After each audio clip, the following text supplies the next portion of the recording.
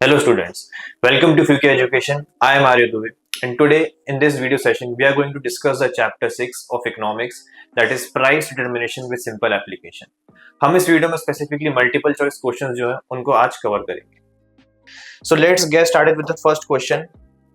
But the first question being dash is determined when the quantity demanded of a commodity becomes equal to the quantity supplied. Okay, तो यहाँ बोला गया है कि हम क्या डिटरमाइन किया जाता है जब क्वांटिटी डिमांडेड किसी भी कमोडिटी की इक्वल हो जाती है क्वांटिटी सप्लाइड से.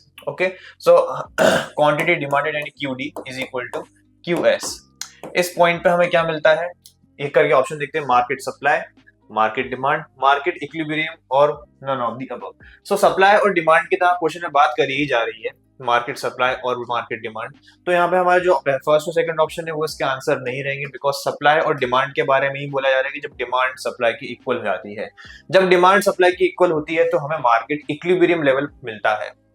तो इसका करेक्ट आंसर जो रहेगा वो रहेगा आपका सी.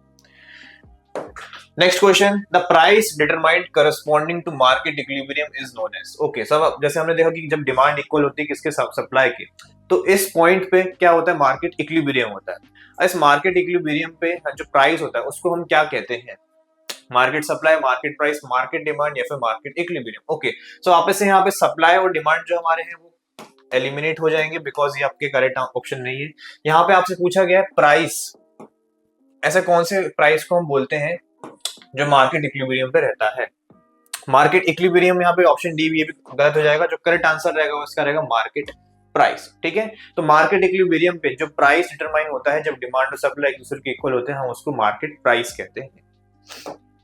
नेक्स्ट है the quantity sold at equilibrium level is known as. Equilibrium level पे जो क्वांटिटी सोल्ड करी जाती है हम उसको किससे रेफर करते हैं, equilibrium quantity, maximum quantity, quantity supplied या फिर ऑल ऑफ द अबव. तो इसका करेक्ट आंसर जो रहेगा वो आपका रहेगा इक्विलिब्रियम क्वांटिटी, बिकॉज ये इक्विलिब्रियम लेवल की क्वांटिटी सप्लाइड और डिमांड दोनों को दर्शाता है. अब यहाँ पे मैक्सिमम क्वांटिटी क्यों नहीं रहेगा, क्योंकि मैक्सिमम क्वांटिटी में यहाँ पे बात कर रहे हैं कि जितना पॉसिबल है उतना है ना, पर यहाँ पे हम वो नहीं देख रहे हैं, एकदम मैक्सिमम नहीं देख रहे हैं हम, बल्कि इक्विलिब्रियम लेवल देख रहे हैं. सिमिलरली क्वांटिटी सप्लाइड जो है वो सिर्फ और सिर्फ सप्लाई के बारे में बात करता है, ना कि डिमांड के. इक्विलिब्रियम क्वांटिटी जो है वो आपको डिमांड और सप्लाई दोनों के बारे में बताता है, इसलिए ऑप्शन सी भी जो है यहाँ पे गलत हो जाएगा. नेक्स्ट क्वेश्चन पे आएंगे, excess supply results in. Excess supply से क्या होता है. सो एक्सेस सप्लाई से कुछ इस तरीके से एक्सेस सप्लाई हम ग्राफ का अगर देखें तो ये आपका डी डिमांड कर्व और ये आपका एस सप्लाई कर्व. अब ऐसे सिचुएशन में आप देख सकते हैं यहाँ पे जो इंटरसेक्ट कर रहे हैं ये आपका पॉइंट ई इक्विलिब्रियम का हो जाएगा, और ये क्यू ई बोल देता हूं मैं इसको, ये इक्विलिब्रियम क्वांटिटी हो जाएगी, और ये आपका पी इक्विलिब्रियम प्राइस हो जाएगा. ओके, तो अब यहाँ पे जैसे बोला गया कि एक्सेस सप्लाई से क्या होता है, तो पहले हमें समझना पड़ेगा एक्सेस सप्लाई होता क्या है. जैसे अभी इक्विलिब्रियम जो लेवल है यहाँ पे एस्टेब्लिश हो चुका है, इसके आगे अगर सप्लाई बढ़ती है फर्दर, तो मैं बोल दूं कि एक नया सप्लाई कर्व आता है, किसी कारण से इस तरीके से सप्लाई कर्व बढ़ गया तो राइट वर्ड शिफ्ट होगा S1 S1. आप देख सकते हैं कि इक्विलिब्रियम के पास्ट है, मतलब इक्विलिब्रियम पॉइंट के आगे सप्लाई कर्व जो है डिमांड कर्व को इंटरसेक्ट कर रहा है कुछ इस पॉइंट पे, और क्वांटिटी जो है अब वो बढ़ गई है. तो एक्सेस सप्लाई से क्या होता है, सप्लाई जब ज्यादा होती है तो क्वांटिटी बढ़ जाती है, पर साथ ही साथ में जो प्राइस लेवल्स हैं वो भी आपके गिर जाते हैं. क्वांटिटी इंक्रीज होती है और प्राइस लेवल्स जो है वो गिर जाते हैं. ओके, अब एक एक करके ऑप्शन देखते हैं यहाँ पे कि इसमें से सबसे ज्यादा सूटेबल ऑप्शन कौन सा है जो इस सिचुएशन को डिफाइन करता है. पहला सरप्लस, दूसरा कंपटीशन अमंग सेलर्स, तीसरा both A and B and D none of the above. Okay, तो सरप्लस होता है, यस एक्सेस सप्लाई होती है, तो आप देख सकते हैं कि यहाँ पे क्वांटिटी जो है वो बढ़ जाती है, QE से Q1 नई क्वांटिटी हमारे पास आ गई, तो सरप्लस डेफिनेटली होता है. कंपटीशन अमंग सेलर्स, तो अगर सप्लाई बढ़ेगी यानी कि जो सेलर्स हैं, जो प्रोड्यूसर्स हैं, वो सप्लाई को बढ़ा रहे हैं, क्वांटिटी इंक्रीज कर रहे हैं, तो उनके बीच में जो कंपटीशन है वो भी बढ़ेगा. तो इसलिए ऑप्शन बी भी जो है वो भी करेक्ट है. तो इसका करेक्ट आंसर जो है हो जाएगा both A and B. C will be the correct answer. Next, moving on to the next question, excess demand results in. Excess demand से क्या सिचुएशन क्रिएट होती है. ओके, अब यहाँ पे हमसे एक्सेस सप्लाई के बारे में पूछा गया था, अब यहाँ पे एक्सेस डिमांड के बारे में पूछा गया था. जब भी ऐसे कुछ क्वेश्चन आते हैं एक्सेस डिमांड, एक्सेस सप्लाई, तो आप क्या करें, पहले तो आप एक रफ में ऐसे इक्विलिब्रियम ग्राफ ड्रॉ कर लें. इक्विलिब्रियम ग्राफ ड्रॉ करेंगे, पॉइंट टी पे यहाँ पे डिमांड और सप्लाई मीट हो रहे हैं, ये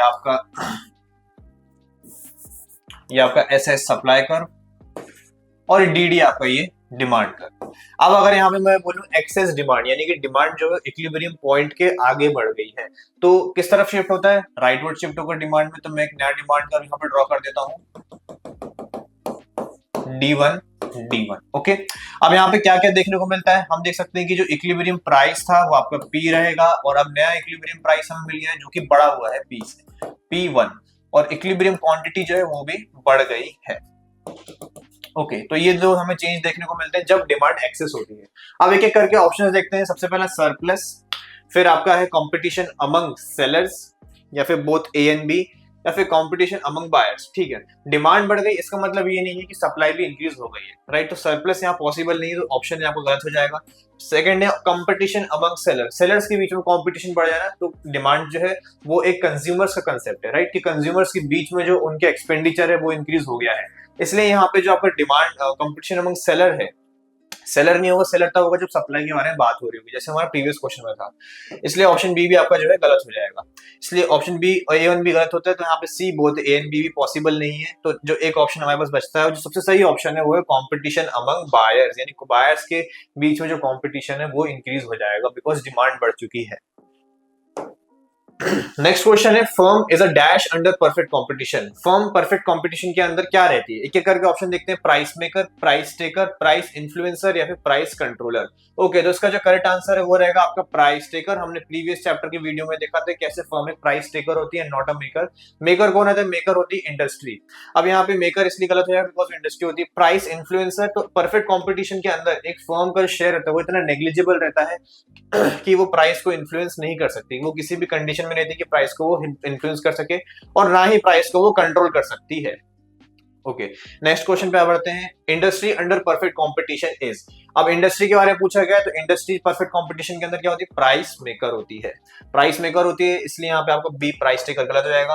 प्राइस इन्फ्लुएंसर हम नहीं बोल सकते बिकॉज इन्फ्लुएंस नहीं करती, वो प्राइस को कंप्लीटली ओन करती है, वो कंप्लीटली प्राइस को डिटरमाइन करती है, इसलिए प्राइस इन्फ्लुएंसर भी गलत हो जाएगा। और ना ही प्राइस कंट्रोल, वो कंट्रोल नहीं करती, it is the price maker. तो यहाँ प्राइस मेकर आपका करेक्ट आंसर रहेगा। नेक्स्ट है, each firm under market equilibrium earns. Market equilibrium में हर एक फर्म किस तरीके का प्रॉफिट अर्न करती है, super natural profit, negative profit, normal profit, या फिर नन ऑफ द अबव। तो मार्केट इक्विलिब्रियम सिचुएशन में हर एक फर्म नॉर्मल प्रॉफिट्स अर्न करती है।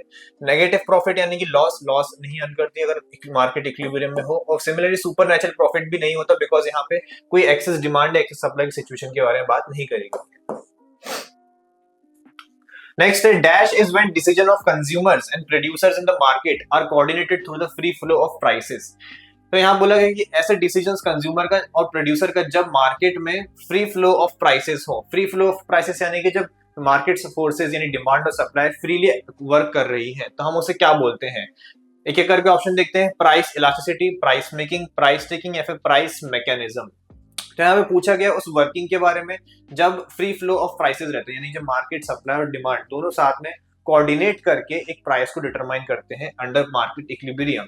तो प्राइस इलास्टिसिटी नहीं होगा, गलत ऑप्शन है price elasticity, because price elasticity जो है वो रिस्पॉन्सिवनेस को बताता है कि किसी कमोडिटी की प्राइस में चेंजेस से उसी डिमांड में या सप्लाई में क्या चेंज आएगा। नेक्स्ट है प्राइस मेकिंग। तो प्राइस मेकिंग के बारे में यहाँ बात नहीं कर रहे हैं, यहाँ पे उस मैकेनिज्म के बारे में पूछा गया जिससे कि प्राइस डिटरमाइन हो रहा है, और ना ही प्राइस टेकिंग होगा। यहाँ पे आपका जो सबसे करेक्ट आंसर है वो आपका रहेगा आंसर नंबर डी, जो है आपका प्राइस मैकेनिज्म, है ना। तो प्राइस मैकेनिज्म ही कोई हम बोलते हैं जब फ्री फ्लो ऑफ प्राइसेस चलता है, free flow of market forces जब वर्क करती है सप्लाई और डिमांड, तो वो प्राइस मैकेनिज्म ही हम उसे बोलते हैं। नेक्स्ट है, dash operate under market equilibrium. Market equilibrium के अंदर क्या ऑपरेट करता है, law of demand, law of supply, या बोथ ए एंड बी, या नन ऑफ द अबव। तो इसका जो करेक्ट आंसर रहेगा वो रहेगा बोथ ए एंड बी, यानी कि लॉ ऑफ डिमांड और लॉ ऑफ सप्लाई दोनों यहाँ पे कोऑर्डिनेट करते हैं, दोनों यहाँ पे वर्क करते हैं, बिकॉज मार्केट इक्विलिब्रियम के अंदर हमें डिमांड भी चाहिए होता है और सप्लाई भी चाहिए होता है। इसलिए आपका ए और बी दोनों करेक्ट है, तो हम इसका जो करेक्ट आंसर रहेगा both A and B. Moving on to the next question, a situation where the quantity demanded is more than the quantity supplied at prevailing market price is known as। एक situation जहां पे quantity demanded जो है वो ज्यादा रहती है किससे, क्वांटिटी सप्लाइड से। तो अगर आपसे ग्राफिकली हम रिप्रेजेंट करें तो ये आपकी डिमांड हो जाएगी और ये आपकी सप्लाई हो जाएगी। यहाँ पे उन्होंने बोला कि एक मार्केट इक्विलिब्रियम यहाँ एस्टैब्लिश हो रहा है, हमने मान लिया ये पॉइंट ई पे quantity Q price P. Okay अब यहाँ पे क्या बोला गया कि क्वांटिटी डिमांड जो है वो ज्यादा है, it is more than quantity supplied. तो इस केस में हम क्या करेंगे, डिमांड को ऐसे मान लेते हैं कि वो आगे बढ़ गया है। तो ये कुछ फेमिलियर देख के लग रहा होगा, अभी हमने इस पे क्वेश्चन डिस्कस करा था, क्या बोलते हैं हम, एक्सेस इक्विलिब्रियम। तो एक्सेस इक्विलिब्रियम जैसा कोई टर्म नहीं होता, याद रखना, एक्सेस इक्विलिब्रियम नहीं होता। इक्विलिब्रियम यानी कि जब डिमांड और सप्लाई इक्वल होते, तो एक्सेस या डेफिसिट इक्विलिब्रियम जैसा कुछ नहीं होता, तो ऑप्शन आपको गलत हो जाएगा। फिर एक्सेस डिमांड, एक्सेस सप्लाई या फिर शॉर्टेज। ओके शॉर्टेज तक होती है जब सप्लाई कम रह जाती है ना, तो शॉर्टेज को हम यहाँ पे गलत कर सकते हैं। और एक्सेस सप्लाई, पर यहाँ पे सप्लाई के बारे में नहीं बोला कि सप्लाई ज्यादा है, बल्कि क्या ज्यादा है, डिमांड ज्यादा है। तो इसलिए यहाँ पे ऑप्शन बी जो है एक्सेस डिमांड, वो आपका करेक्ट आंसर रहेगा। आप देख सकते हैं यहाँ पे जो गैप क्रिएट हो रहा है ये एक्सेस डिमांड का है। ओके नेक्स्ट क्वेश्चन में आते हैं, in excess demand buyers are ready to pay higher prices too. जब एक्सेस डिमांड होती है तो बायर्स ज्यादा प्राइस पे करने को रेडी रहते हैं, किसको, sell the excess stock, meet their demands, या both A and B. Excess demand situation यानी डिमांड ज्यादा हो गई, यानी डिमांड जो है मार्केट डिमांड वो मार्केट सप्लाई को मैच नहीं कर रही है ना, मार्केट सप्लाई कहीं ना कहीं कम पड़ रही है, यानी कि जो कमोडिटीज है वो कहीं ना कहीं मार्केट में कम पड़ रही है। तो जब ऐसे ऐसे केस में क्या होता है, जो आपके कंज्यूमर्स होते हैं यानी कि बायर्स होते हैं, वो लोग रेडी रहते हैं ज्यादा प्राइस पे करने को। तो क्यों पे करेंगे, to sell the excess stock, नहीं, सेल तो नहीं करते, बायर्स खरीदते हैं, सेल तो प्रोड्यूसर्स करते हैं, इसलिए ऑप्शन नहीं गलत हो जाएगा। फिर ऑप्शन बी क्या है, मीट देयर डिमांड, यानी कि अपनी डिमांड्स को मीट करने के लिए वो ज्यादा पैसा पे करते हैं। तो बी आपका यहाँ पे जो है वो करेक्ट ऑप्शन हो जाएगा। Next question, situation when quantity supplied is more than the quantity demanded prevailing market price. ऐसी सिचुएशन जब क्वांटिटी सप्लाइड ज्यादा हो, मोर हो, किससे, क्वांटिटी डिमांड से। तो अब यहाँ पे जैसे क्वेश्चन में हमने देखा था इसके पहले वाले, जहाँ डिमांड ज्यादा थी और सप्लाई कम थी, तो क्लियरली ये एक एक्सेस सप्लाई की सिचुएशन है। तो हम यहाँ पे देखते हैं किस तरीके से ये ग्राफ पे दिखेगा। ये आपका इक्विलिब्रियम पॉइंट है, पॉइंट ई, इक्विलिब्रियम क्वांटिटी और इक्विलिब्रियम प्राइस। अब यहाँ पे आपको सप्लाई जो है वो इंक्रीज करनी है। सप्लाई किस तरीके से इंक्रीज होगी, ये आपका एसएस कर्व है, इसको आप राइटवर्ड शिफ्ट कर देंगे कुछ इस तरीके से।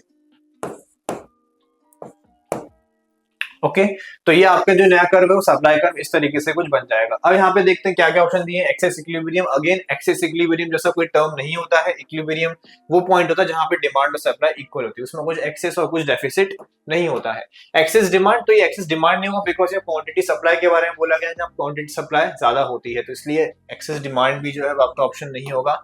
शॉर्टेज भी यहाँ पे नहीं होगा, शॉर्टेज क्योंकि तब होगा जब डेफिसिट में कोई चीज चल रही होगी, स्पेशली वो सप्लाई, जब सप्लाई कम होगी तभी शॉर्टेज होगी, इसलिए शॉर्टेज भी आपका जो है गलत ऑप्शन हो जाएगा। करेक्ट आंसर जो इसका रहेगा वो रहेगा सी, एक्सेस सप्लाई, जब सप्लाई ज्यादा हो जाएगी, है ना, क्लियरली बहुत ऑब्वियस आंसर इसका। सप्लाई ज्यादा है डिमांड से, क्या बोलेंगे वो से एक्सेस। एक्सेस का मतलब क्या होता है, जब कोई चीज ज्यादा होती है। Next question, an industry for which supply curve and demand curve intersect each other in positive axis is known as। ऐसी इंडस्ट्री जहां पे सप्लाई और डिमांड कर्व एक दूसरे को पॉजिटिव एक्सिस में इंटरसेक्ट करते हैं, उस इंडस्ट्री को हम क्या बोलते हैं। सो पहले इस क्वेश्चन का मतलब समझें। अगर हम ग्राफिकली इसको देखें तो बोल रहे कोई भी एक इंडस्ट्री है और उस इंडस्ट्री का जो सप्लाई का कर्व है और डिमांड का कर्व है वो दोनों एक दूसरे को इंटरसेक्ट कर रहे हैं, वो भी किसमें, पॉजिटिव एक्सिस में। आप बोलेंगे पॉजिटिव एक्सिस क्या होता है, तो आप देखें जो आपका ग्राफ होता है वो कुछ इस तरीके से एक्सटेंड हो जाता है। जो इस तरफ वाला पोर्शन रहता है ये आपका नेगेटिव एक्सिस रहता है, और इस तरफ वाला जो रहता है वो आपको पॉजिटिव एक्सिस रहता है ना। तो अगर ये कर्व इस तरफ हिट करता तो ये थोड़ा सा अलग हो जाता है, लेकिन क्वेश्चन जो स्पेसिफिकली बोल रहा है कि पॉजिटिव एक्सिस यानी कि आपका जो ये वाला एक्सिस है यहाँ पे अगर इंटरसेक्ट कर रहा है तो हम इसे कौन सी इंडस्ट्री बोलते हैं, equilibrium industry, viable industry, non viable industry. तो बेसिकली दो ही इंडस्ट्री होती है, जो पॉजिटिव में इंटरसेक्ट करती है हम उसको बोलते हैं क्या, वायबल इंडस्ट्री, है ना। Viable industry are those industry जिनका मार्केट इक्विलिब्रियम यानी कि डिमांड और सप्लाई कर जो है वो पॉजिटिव एक्सिस में इंटरसेक्ट कर रहे हैं।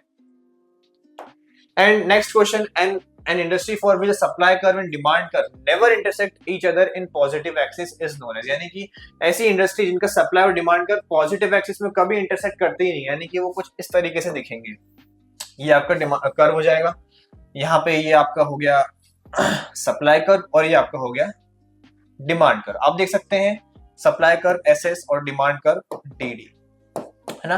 आप देख सकते हैं पॉजिटिव एक्सिस में ये दोनों कर्व जो है एक दूसरे को इंटरसेक्ट नहीं कर रहे हैं।